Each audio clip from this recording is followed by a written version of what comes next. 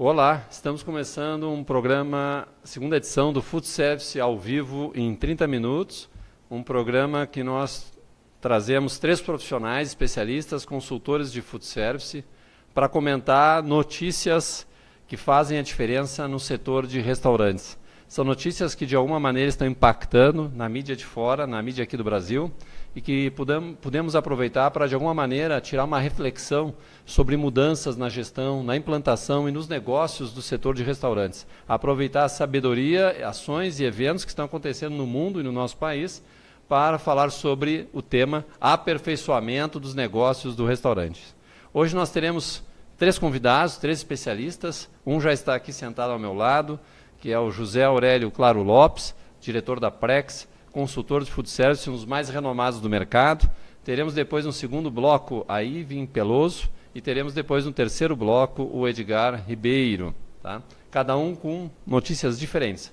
Vamos lá. A primeira questão que nós vamos falar hoje, junto com o José Aurélio aqui, é uma notícia que saiu, que é o envolvimento do Bill Gates, né, o homem mais rico do mundo, no setor de hambúrgueres. Né? Por que Bill Gates está investindo em hambúrguer? Né? Vocês acham que estão vendo aí, saiu inclusive no próprio Estadão, né, essa matéria. Eu queria aproveitar a presença do José Aurélio para nos explicar um pouquinho por que está acontecendo isso. Como é que o Bill Gates foi se envolver com hambúrguer? O Bill Gates tem bom gosto, né? Sabe investir. Essa ideia do Pat Brown, que ele fez um estudo ecológico da energia. Então o sol bate nos vegetais, faz fotossíntese, segura energia em forma de hidrato de carbono, aí vem os animais, comem os vegetais e transformam a energia em forma de carne. E aí as pessoas comem a carne. Então a carne é uma carga muito grande de energia que é preciso para formar a carne. Se você passasse direto o processo do vegetal e fizesse algo semelhante à carne, então você conseguiria uma coisa mais barata, mais racional, mais vegetal, cheio de coisas boas, que era o que eles estão querendo fazer. Então é transformar os vegetais em hambúrguer. E é um hambúrguer que tem um gosto de carne, ele até o suquinho lá é parecido. Olha, que interessante. Talvez vocês não saibam, mas o José Aurélio ele é um dos coordenadores do programa de ação chamado Green Kitchen, que formula paradigmas e parâmetros, né, a respeito de métodos de gestão e rotinas no serviço de alimentação que sejam mais amigáveis com o meio ambiente. E essa notícia, do meu ponto de vista, tem tudo a ver, né, no aspecto que parece que os grandes negócios hoje, José Aurélio, passam pela questão de quem consegue ter um olhar diferenciado para maximizar o aproveitamento do que já está aí e fazer diferente. O Pat Brown é um cara até rico, ele conseguiu sucessos em outros empreendimentos e ele fez uma empresa chamada Impossible Foods, que é comida impossível. E ele começou a pesquisar, que ele é um grande pesquisador, em fazer essa comida. Ele apresentou o projeto dele para o Bill Gates, para o Larry Page, para um indiano, para um chinês, e todos eles estão botando muito dinheiro no projeto dele. E logo, logo nós estamos comendo hambúrgueres vegetal sem ter a mínima ideia se ele é vegetal ou não. Mas é um processo, vamos dizer assim, cientificamente muito bem feito, muito bom. Né? Mas tem alguma coisa que nós temos sempre que prestar atenção, para onde estão olhando os grandes empreendedores da tecnologia, porque hoje eles são, eu vou usar um termo da área alimentar, gulosos, porque além de ter um olhar para fazer a diferença dentro do setor de tecnologia de informação, eles levaram no DNA da sua reflexão, no seu olhar, um diagnóstico diferente também para outros mercados. Veja o que está acontecendo hoje no setor automotivo, que as pesquisas mais avançadas de carro sem motorista do pessoal da tecnologia de informação. E me parece também com essa notícia que eles também começam a ter um olhar para o setor de alimentação. Né? Se os empreendedores desse setor de alimentos e restaurantes não fizerem a sua lição de casa, de reinventar seus processos, provavelmente vem empreendedores de outras áreas com um olhar diferente, aquele chamado olhar 360 graus, que vão empreender de maneira diferente nessa área. Né? Então, mas veja, isso também não necessita necessariamente ser pessoas de grandes operações e grandes investimentos. Às vezes as pessoas na sua operação podem ter um olhar assim também, né? Pode ter um olhar assim, é questão de atitude. No caso deles, foi questão de atitude que eles estão tomando investindo, acreditando que realmente isso aí vai ser bom. Né? Então, parabéns a eles. Tomara que a comida seja boa. Nós temos também, Zé Aurélio, aqui uma notícia que eu acho que ela deve ser até, de repente, sistemática, mas agora mais do que nunca, né? Numa revista especializada, se o Peter, hoje que está aí trabalhando conosco, pode colocar no ar, por que seu restaurante precisa de uma reforma de cozinha? E traz alguns exemplos, entre outros, um novo design no restaurante Alma, em Minneapolis, né? Que substitui o modelo padrão de uma cozinha com 3 cozinhas de trabalho, uma cozinha de produção, uma cozinha de serviço e o canal entre os dois, destinados à pastelaria e a frio. Isso. O que tem de diferente nisso, nessa questão da reforma de cozinha hoje? Primeiro, o sintoma que você sente que vai precisar da cozinha ou não, é quando começam a reclamar que a sua cozinha, sua comida, está fria. Ou quando o seu prato chega meio tarde, ou quando ele não tem um padrão de qualidade. Enfim, quando todos os seus processos de produção perdem o controle e você vai quebrando o galho aqui e ali, usa muita revisão, muita reforma, muito conserto, muita manutenção. Então está na hora de você rever sua cozinha e possivelmente rever os equipamentos. Então esses equipamentos, os modernos equipamentos são muito melhores que os antigos equivalentes. Uma chapa moderna ela tem muito mais desempenho que uma chapa antiga.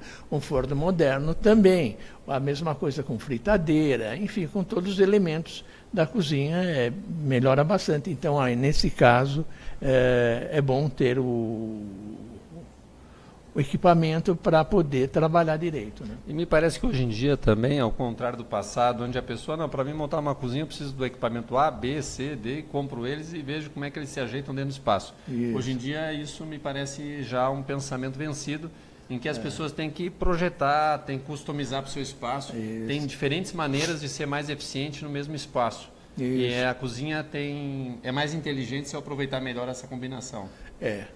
Quando a pessoa vai fazer a cozinha, normalmente tem que ver pelos produtos que ela vai fazer.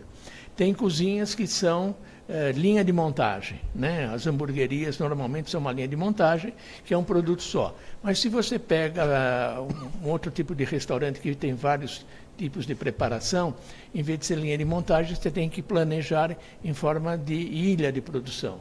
Então, as ilhas de produção substituem as linhas de montagem, porque quando é muita coisa diferente, se você não colocar em áreas de produção específica, o pessoal fica se batendo na cozinha. Então, aí você tem que acertar essas ilhas de produção, em vez de uma linha só de montagem. Isso depende de cada caso. Não é uma receita para todas as cozinhas. Tem cozinhas que, até no exemplo que é dado, ela é encolhida, e um outro exemplo, a cozinha é ampliada. E ela vai, cada um dos casos vai atender à solicitação lá do empreendedor, né?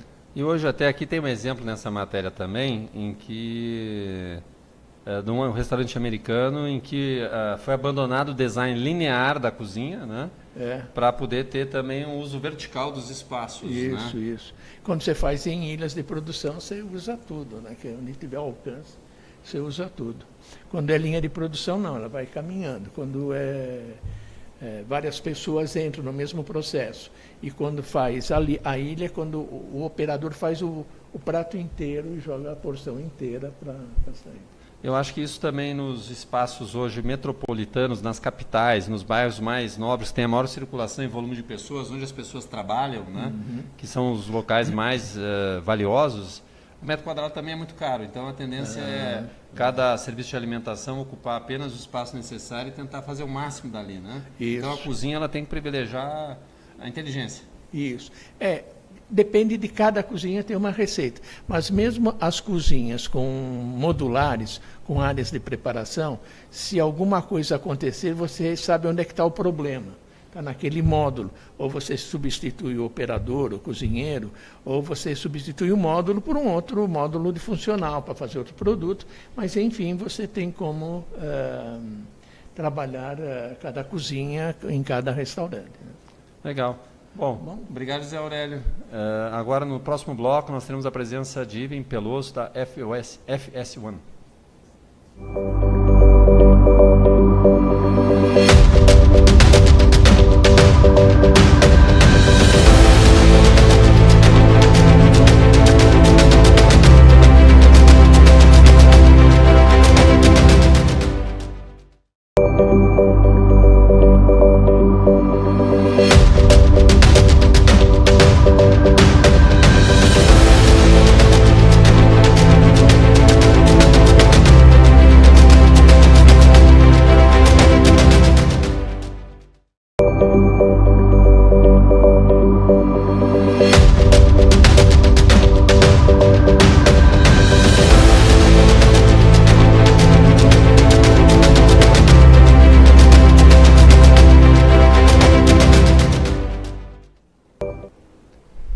Está conosco o Iven Pelosso, arquiteta e nutricionista da FS1, consultora do setor de food service, experiente na área de implantação, projetos e operações de restaurantes. E a Iven hoje nos selecionou 3 conteúdos que estão ligados hoje à área dos alimentos. Isso. Né? Vamos comentar um pouco isso. A primeira questão, Peter, se você puder colocar na telinha para o pessoal, 5 empresas que estão transformando a maneira como nos alimentamos. Que transformação é essa, Iven? Na verdade, eu trouxe... As 3 notícias estão embasadas em startups. E as 3 startups alemãs. As notícias têm mais ou menos 2 meses, essa é agosto. Okay. E falando justamente de como essas startups estão trabalhando e conquistando o mercado de pessoas que querem se alimentar de maneiras muito mais naturais e saudáveis. Que é a tendência. Que é a tendência. O mercado está indo para aí. Tem alguns números, inclusive, que eu não me lembro agora de cabeça, mas fala que realmente assim, o segmento que mais cresce no Brasil e no mundo é o de comida saudável. Sim. Fala-se que no Brasil a gente já tem 20% de pessoas obesas e fala-se que 60% da população já paga mais caro para ter essa alimentação saudável, natural e menos processada. Então, de forma geral, se no Brasil é isso, na Alemanha, que é onde que eu tirei essas notícias, o número é muito maior. Não se fala desse número, fala mais, a notícia em si fala mais do conceito da startup, de como aquilo é um aplicativo e como está sendo escalonado para a população.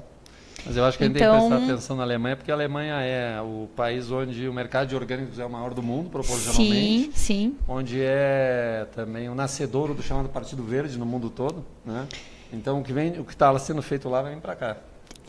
Eu acho que como tendência a gente precisa observar. Eu preferi pegar de lá, mesmo não sabendo exatamente para qual sentido o Brasil vai andar, mas nesse sentido já existe um crescimento. Existe até um ponto que 1 entre 100 pessoas não estão mais comendo carnes aqui no Brasil. Esse número já 1 em cada 100 pessoas no Brasil. Isso é relevante para o Brasil. É relevante para o Brasil. E é relevante para a gente que projeta essas cozinhas também, e faz gestão delas. Então, é um olhar para a gente também, como consultor, de se atentar a essa nova tendência. E o que fisicamente ali vai mudar na hora de se fazer um projeto para se tornar mais viável, enfim, toda essa gestão. Só uma curiosidade, eu sei que restaurante vegetariano às vezes é um segmento, porque a comida sem carne ela pode ter várias camadas, né? Mas eu sempre gosto de participar de grupos de Facebook, de restaurantes, gastronomia. Aí me surgiu e eu pedi para acessar um grupo de restaurantes vegetarianos do Rio de Janeiro. Aí eu fui entrar e vi, para minha surpresa, que tem 180 restaurantes vegetarianos do Rio de Janeiro, que eu achei um número extraordinariamente grande, alto. É alto.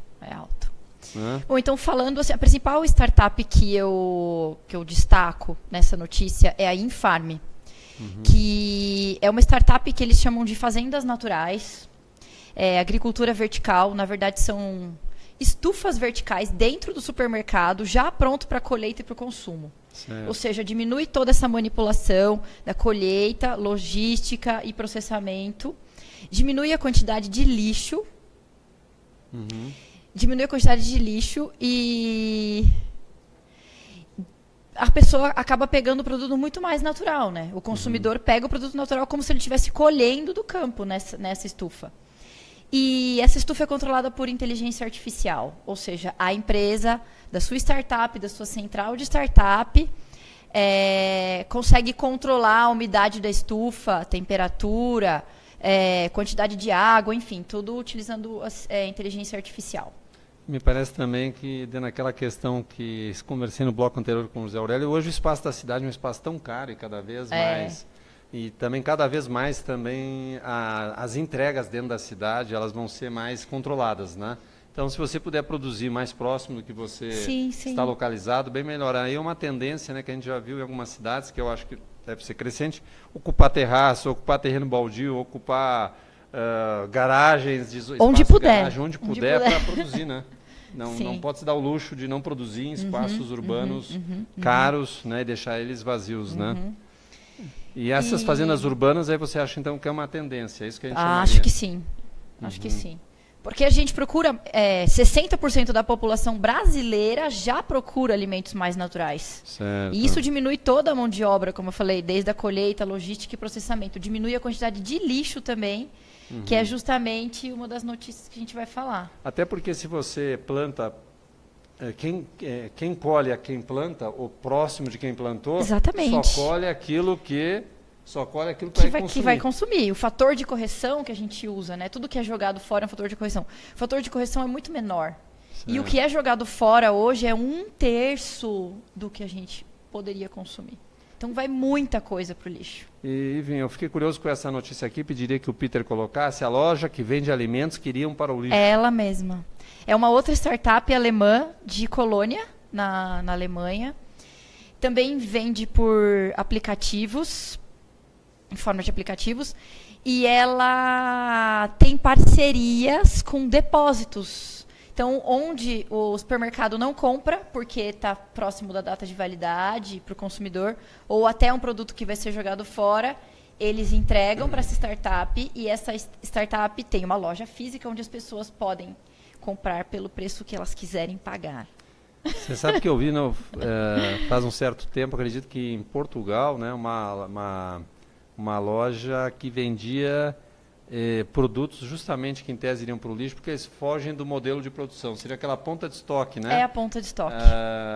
No caso é o tomate que não está no formato que não é um formato tão comercial, né? Isso. É a cenoura meio tortinha, né? Isso.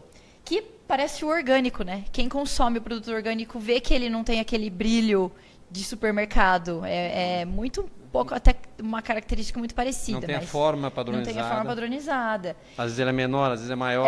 E quando passou do prazo de validade, ou é um produto que não está bonito para ser vendido, eles fazem doces em forma de compota, ou prepara uma preparação, manipula o alimento e vende. Porque esse vende tudo, suco, esse é um desperdício vinho. consciente, né? Porque, por exemplo, quando a gente fala, não, eu perdi 5% da safra no transporte. É por causa da estrada, por causa da embalagem, por causa que foi mal acomodado, por causa que a estrada temperatura do armazenamento. Agora, isso é um descargo, vamos chamar assim, é uma perda inconsciente, porque foi ao longo de um trajeto que você não conseguiu controlar, que você não é tão competente nisso. E como tem fartura, você nem quer controlar, né? Você embute no preço. Agora, esse aqui é um descarte consciente. Sim. É um descarte consciente. Isso aqui não está dentro do meu padrão, então eu vou jogar fora. Só que aí, no caso, agora tem uma loja para vender. E o mais legal é que o cliente compra, leva e paga o que ele quiser pagar. Isso que é interessante, olha só. Então é uma forma de... Gostei. Aqui no Brasil funciona, deve funcionar, né? Sei lá, acho que tem que ter a referência lá de fora, que é o que a gente já faz. Agora tem tentar evoluir isso aqui em algum... Esse tipo de loja ela tem um caráter educativo também, porque as pessoas elas acabam... Elas precisam se conscientizar que esse descarte feito porque fugiu da forma, ou porque está próximo do prazo de validade, decorre da escolha e opções dela. E se ela fizer escolhas diferentes, vai acabar moldando o fornecedor, né? Então, esse consumo consciente que eu acho que a gente está prestes, talvez, a aderir, né? Aqui, a gente, como consultor, vê muito, por exemplo, o fabricante vendendo redutor de lixo, que gera outras coisas, que gera o adubo, que gera... E a gente cai na discussão de por que eu preciso da máquina de lixo se eu posso controlar a quantidade de lixo. Então, está errado lá da produção. Está errado lá do processamento, da hora da compra, da hora da escolha, da hora do recebimento, da hora do processo, da embalagem, de tudo. Da quantidade que vai ser vendido, se aquilo está sendo programado ou não, está sendo feito muito mais. Então, tudo isso é lixo, vira lixo. Ou o resto, ou sobra. O resto é o lixo, ou sobra é o que sobra, que tá bom, que poderia ser consumido. Você sabe que eu já fiquei pensando num prato só de hortaliças que fogem do padrão. Para, de alguma maneira, atrair e engajar o consumidor. Olha, a minha salada aqui é só com aquilo que, em tese, seria descartado, porque que é saboroso, só não tem a forma, né? Aqui, na Fispal, se eu não me engano, esse ano, teve um stand falando sobre xepa, que é justamente isso, a comida que está indo e existiam pratos com gastronomia sendo feitas com xepa. Muito bacana. É o nome que se dá a isso. Sim. Tem tempo ainda? Diga. Não, tem mais uma. É uma startup de Berlim, que é uma central de produção de alimentos prontos. Certo. Então, eu faço o pedido e eu almoço né, no mesmo... Não vem congelado, vem alimento pronto. É uma central de produção. Também funciona em formato de aplicativo. E produz de forma individualizada, mas em grande escala de produção. Então, também no formato de alimentação saudável, também no formato de... E aí, o lixo é a mesma coisa. Eles vendem as sobras, só resgatando a parte do lixo, né? Então, eles vendem as sobras. Acho que algo bacana de sublinhar é que a tecnologia, nesse ponto, permite justamente... por que isso também é aplicativo? É que me parece que a tecnologia ela permite, nesse caso, ajustar a produção com a demanda. E no tempo certo, uma sincronia necessária. Né? Esse é o papel do consultor. Esse é o nosso papel. Sim. Meu, do Zé, do Edgar. Concluir que precisa de tecnologia em toda a ponta, desde o início da escolha do fornecedor, homologação, até o final, onde chega no prato do cliente. A tecnologia permite associar as pessoas em espaços diferentes, em geografias diferentes, no mesmo tempo, que é a única possibilidade de tornar isso possível. Né? A tecnologia na cozinha e a inovação das startups. Ivan, obrigado pela participação. Eu que agradeço. No próximo bloco, Edgar Ribeiro, da Arquitetura de Restaurantes.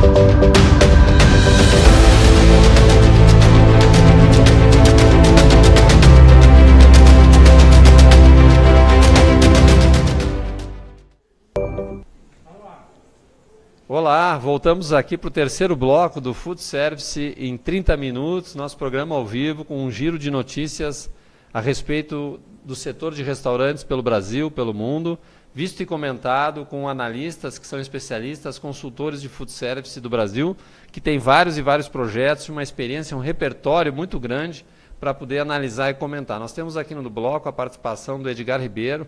O Edgar é arquiteto, diretor da Arquitetura de Restaurantes, especializado em restaurantes comerciais, e que separamos aqui um conteúdo também para comentar que faz a diferença no setor.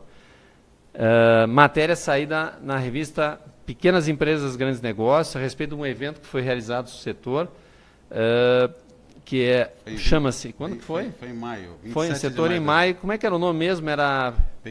PEGNE, Pequenas Empresas, Grandes Negócios, Labs. Labs, né? Então aqui nós temos a matéria. Peter, por favor, coloca aí na tela. 6 dicas do chefe Rodrigo Oliveira para ter um restaurante de sucesso. Para quem não conhece, o chefe Rodrigo Oliveira é um chefe que pegou um restaurante familiar, né, que é o Mocotó, e transformou num dos restaurantes linha de frente de São Paulo, né? Exato.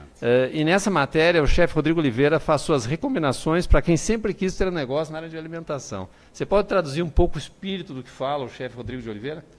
Posso sim. E, inclusive, eu quero parabenizar muito ao pessoal da Pequenas Empresas Grandes Negócios, porque, assim como disse a Iven no bloco anterior ao nosso, a gente vai buscando muitas referências internacionais.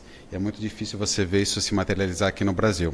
Se bem que essa parte que vocês falaram também do cuidado com o produto que está para vencer ou descartar, foi feito um trabalho muito bacana no Rio de Janeiro pelo Refeitório. Fala um pouquinho mais para o microfone. Pelo Refeitório, né? Com base no Máximo Bottura. Há 2 anos atrás eles fizeram um trabalho muito bacana lá na Feira Mundial. E o chefe David, eu não me lembro o sobrenome dele, teve a coragem e a força para trazer isso para o Rio de Janeiro, que também é uma das pessoas que vale a pena citar, porque a gente precisa de valores nacionais para incentivar realmente o mercado, né? Sim. E nesse caso daqui da Pequenas Empresas Grandes Negócios, dia 27 de maio eu tive a grato prazer de participar de um evento onde reuniu vários nomes da gastronomia, né? Entre eles o Rodrigo Oliveira do Mocotó, o Salvatore Loi, que é chefe do Mamosteria, junto com Paulo Barros, porém só o Salvatore que falou, o Lisandro Lauretti, do Jamie Oliver, e o Jefferson Rueda, do Bar do Porco. Estou falando desses daí, vários outros falaram com muita propriedade, com muito material bacana. Foi um dos eventos mais profissionais que eu fui nos últimos 10 anos do segmento, e que realmente estavam trazendo conhecimento e compartilhando valores de verdade para o mercado. E esse conceito desse formato de labs, né, de laboratório, me parece bem bacana, porque ele dá liberdade para cada pessoa trazer o seu insight. Exato. Né? Cada um trazer um olhar que o outro não está reparando, mas que pode ser determinante para o resultado do processo. Com certeza. Isso muitas vezes é um olhar inesperado.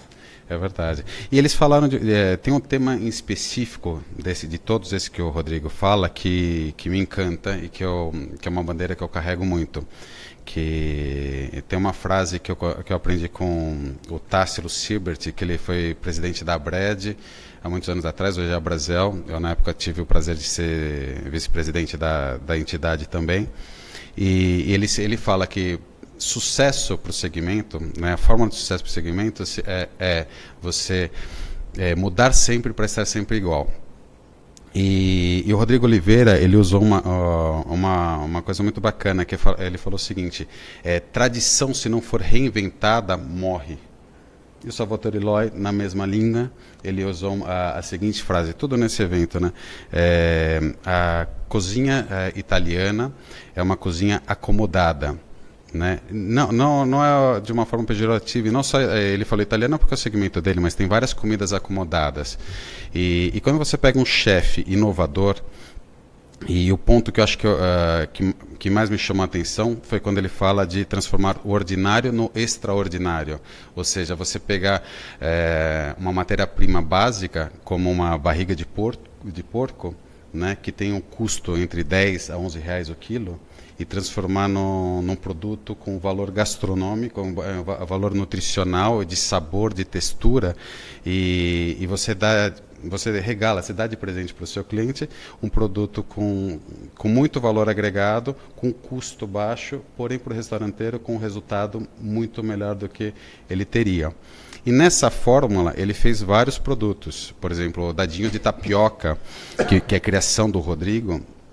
É um produto que hoje é copiado por vários, e ele fala, ele se sente lisonjeado, né? E é bacana realmente você ter esses nortes, porque a tapioca é uma matéria-prima barata, mas ele transformou a tapioca num dadinho de tapioca, que no caso lá no Mocotó ele serve com uma geleia de pimenta, eu já vi geleia de pinga, já vi muita gente utilizando a geleia de pimenta. E esse produto ele está sendo consumido em eventos, em buffets, em bares, restaurantes, em Nova York, até no Japão já estão consumindo esse produto, que tem um valor agregado muito bacana, porque ele está pegando, como você falou, pegando um produto regional, barato, e dando valor para ele, e a conta acaba fechando para o consumidor final, porque quando você ganha um produto com um custo-benefício grande, você volta na casa dele. Não é por à toa que as casas do Rodrigo vivem lotadas com fila de espera de 2 horas, 2 horas e meia. Um outro produto que ele fez também que eu acho bárbaro é a carne de sol. A carne de sol dele você substitui qualquer filé nas melhores casas de carne. Ou seja, quando se utiliza de técnicas e conhecimento, você pode transformar, como diz ele, o ordinário no extraordinário. Essa frase é muito boa e acho que hoje uma das responsabilidades dos restaurantes realmente assim é fazer o inesperado, se reinventar o simples, né?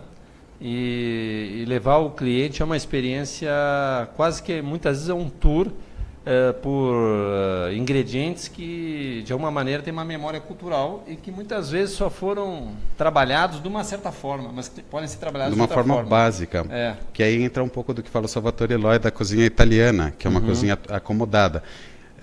Como diz ele, ele adora, eu também adoro cantinas, porém, se você não se reinventar, a tendência é seu negócio morrer. A gente conhece várias casas italianas que o movimento dia após dia estão caindo.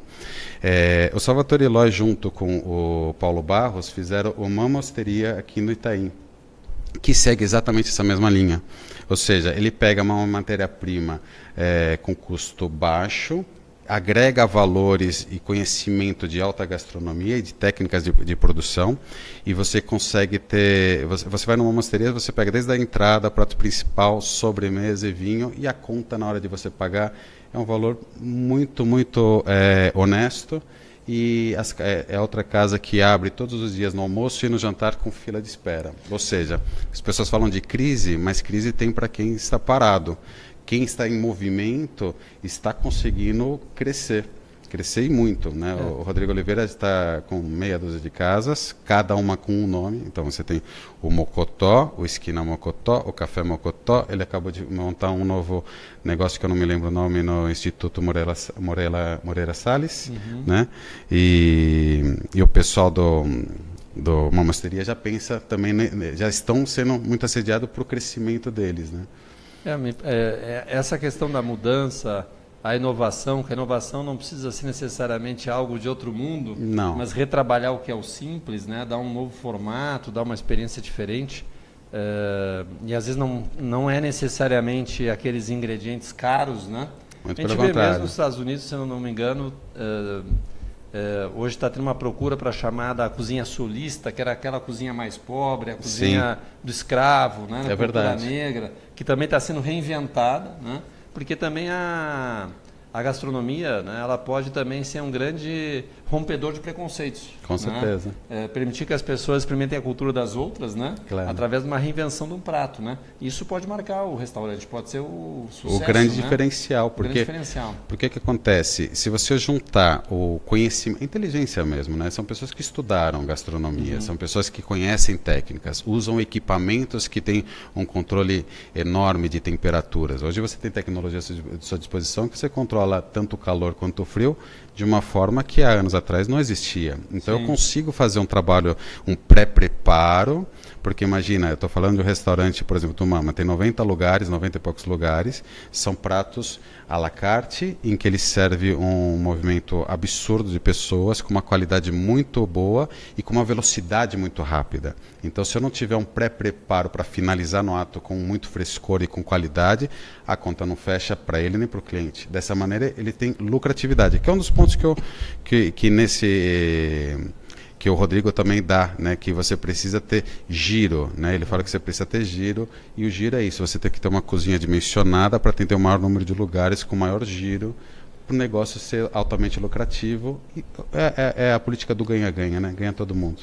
Agora me parece também, Edgar, eu falo isso, né, já até na função de jornalista, de analista, é que isso também exige que os empreendedores, o chefe, tenham uma grande imersão cultural, de conhecimento. Perfeito. Eles precisam também ter cabeça aberta para pesquisar, para provar o que não provaram, sair da sua zona de conforto de sabores e paladares, né? Conhecerem outras cozinhas, conhecerem culinárias, culinárias provenientes de outras etnias, para poder, através daí, né, desse estudo, reinventar. Né? Somar valor para o seu negócio. Só pode reinventar quem tem conhecimento. Quem não tem conhecimento fica difícil. E se você não tem, você tem que ter a humildade de chamar quem tem para te fazer a consultoria para isso. Existem chefes consultores, existem vários profissionais que podem te auxiliar. O Brasil, finalmente, nós temos alguns restaurantes estrela Michelin. Sim. O Dom acho que tem 2 estrelas, o Rodrigo tem 1 estrela e vai crescer. Isso daí não que a culinária brasileira seja ruim, mas pelo contrário, ela é variada, ela é farta, mas ela é carente de conhecimento. Quando você põe um pouquinho mais de conhecimento, o seu negócio sai da zona de conforto. Ou seja, existe um mercado para nós consultores, arquitetos, enorme, porque tem muita coisa para ser reinventada, né? E também levando em consideração que muitas vezes, né, quando as pessoas se formaram em gastronomia, desejavam ser chefes, abrir um restaurante, elas acharam que para ter sucesso elas precisavam de alguma forma copiar o melhor da cozinha francesa, copiar o melhor da cozinha italiana. E hoje em dia, como você mesmo colocou, há respostas de empreendimentos de sucessos na aposta na brasilidade. Né? Perfeitamente. Enfim, né, se você percebe que um estrangeiro em todo mundo, quando fala em bebida brasileira, fala muito bem de caipirinha, que é uma invenção brasileira, né? Por que não na gastronomia, no alimento, né? Os pratos brasileiros também não puderem, de alguma maneira, exportarem a cultura brasileira lá fora, mas aqui mesmo, né? O brasileiro redescobrir a brasilidade. Né? Você falou um ponto fundamental também. O Rodrigo Oliveira, ele é pernambucano, né? Ele vem de uma família nordestina e ele tem orgulho de ser quem ele é. E para você ter identidade para um negócio, como diz ele mesmo, você não precisa ser exagerado, não precisa ter um garçom vestido de cangaceiro só porque ele é nordestino, mas ele tem que ter os toques da comida e com conhecimento também, né? Para você poder valorizar o seu negócio. Sim. Precisamos ser a caricatura, né? Exatamente. A caricatura, o rótulo significa uma distância, estereotipo, né? Faz um estereótipo. Exatamente. Né? E aí nós temos que fazer isso. Bem pelo contrário, nós temos que tornar todos os pratos, eu acho que o Rodrigo Oliveira faz muito bem, de uma forma amigável. Sim, sim. Edgar, super obrigado aí pela participação. Obrigado a vocês. Voltamos no próximo bloco com o chefe Ivan Ashkar, da Universidade Roberto Miranda. Edgar, brigadão. Obrigado.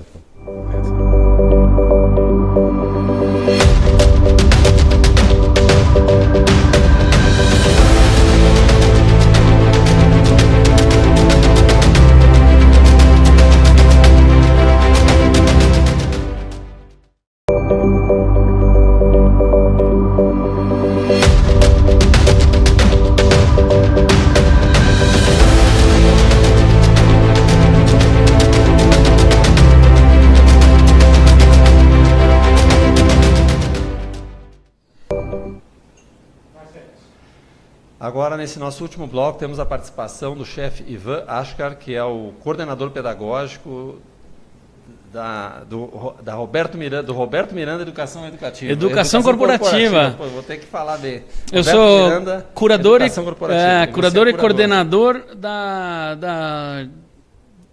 Eu acho que hoje a gente está até acertando isso. Hoje eu sou um diretor de núcleo. Diretor de núcleo. Pra gente núcleo pedagógico. De negócios da gastronomia. Tá certo. O Roberto Miranda Educação Corporativa começou especializado em cursos de hotelaria, né? Hotelaria de luxo, né? E foi se expandindo, inclusive com mestrados, né?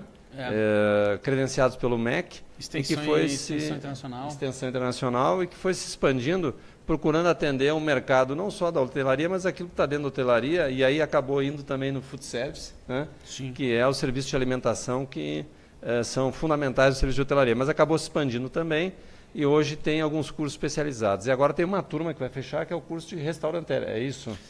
A gente tem 2 cursos agora. Certo. Um que chama Restaurateur, que é a gestão profissional de restaurantes, que é um curso voltado para donos de restaurante. Não é para o gerente do restaurante, não é para o chefe do restaurante, é para dono de restaurante, sócio de restaurante, ou alguém que pretende, então, ser um restaurateur, que é um dono de restaurante. Os nossos professores são todos caras de mercado de muito sucesso, né? Donos de restaurantes de sucesso.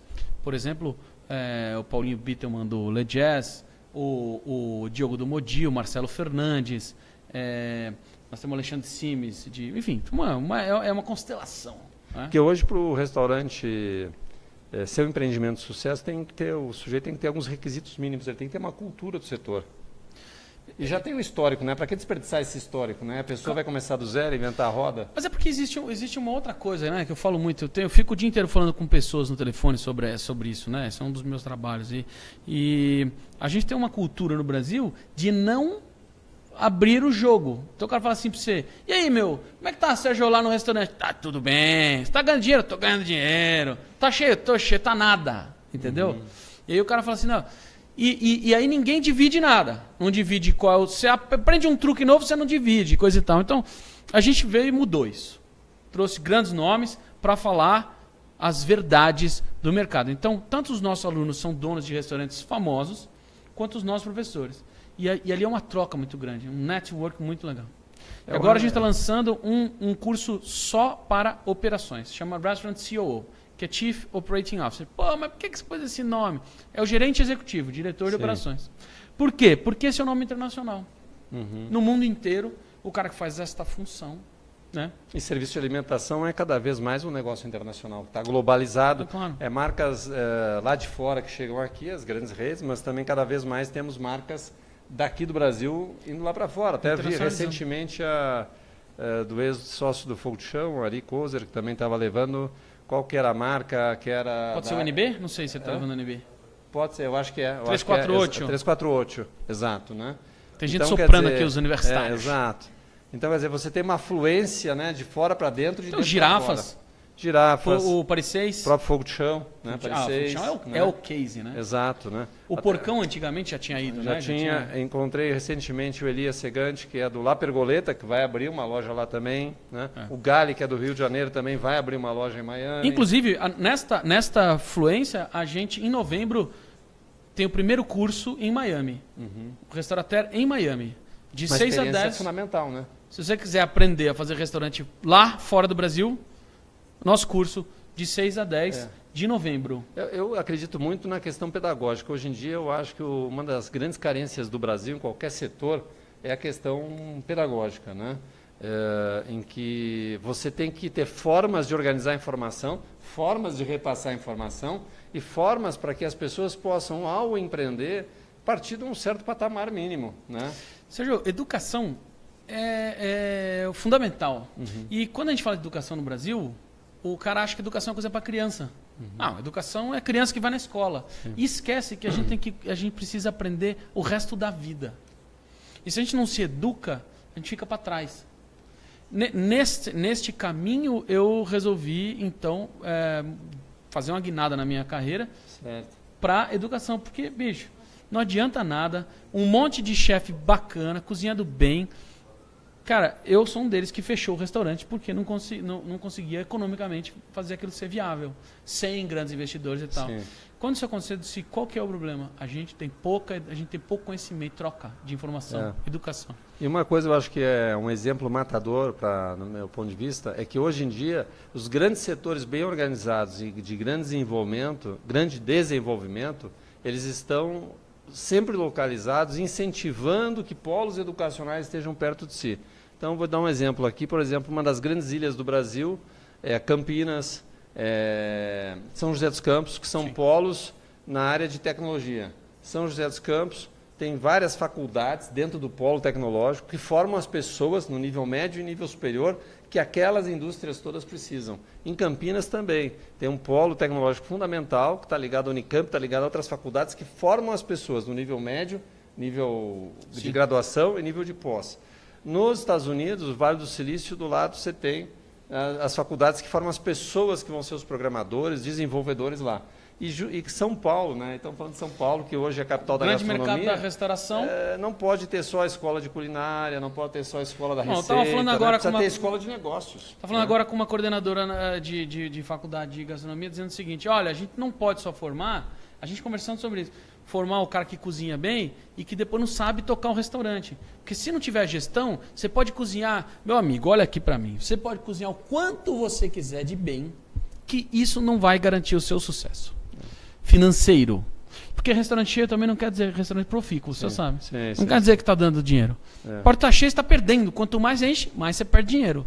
Quer dizer, isso aliás, é muito comum. Isso, de certa maneira, mostra o porquê a gente vê alguns negócios engessados, alguns negócios andando um pouco para trás, ou negócios que pareciam que estavam bem, mas fecham, e outros negócios que estão indo muito bem, abrindo, né, capitalizados, no momento até da economia desfavorável, é que sabem tocar o negócio. Claro. Né? Já dizia meu mestre Amaury Peloso, meu mestre de ensinamentos há muitos anos, você tem um vazamento. Se você não acha vazamento, quanto mais enche o seu restaurante, mais você perde dinheiro. Exato. Não, perfeitamente. Eu acho que é isso aí, concentrar esforço. Eu acho que vocês têm um papel importante na formação de pessoas que tocam os negócios, que são as pessoas que geram o quê? Renda, claro, capital e emprego para o setor. Porque sem isso, o setor sempre vai ter pessoas vulneráveis, fracas, ganhando pouco, exatamente. Escassa. E a gente não gera riqueza para a própria sociedade, a gente não devolve nada. A gente fica... Quer dizer, então você forma um monte de cozinheiro, eles não têm onde ir, eles tentam empreender e não se dão bem. Quer dizer, então por que 90%, 95%, sei lá, os números cada vez são mais absurdos, fecha nos 2 primeiros anos? Por que 50% fecha no primeiro ano? Que história é essa? Sim. Perfeito. Esse número. Ivan, obrigado pela presença. Depois a gente vai colocar embaixo desse bloco aqui o link das inscrições no curso que está aberto. Né? Claro. E voltamos em breve, daqui a 15 dias, com mais uma edição do Food Service em 30 minutos, que hoje foi 40 minutos. Mas em breve vão estar nos 30 minutos. Você aproveitou 40. Exatamente.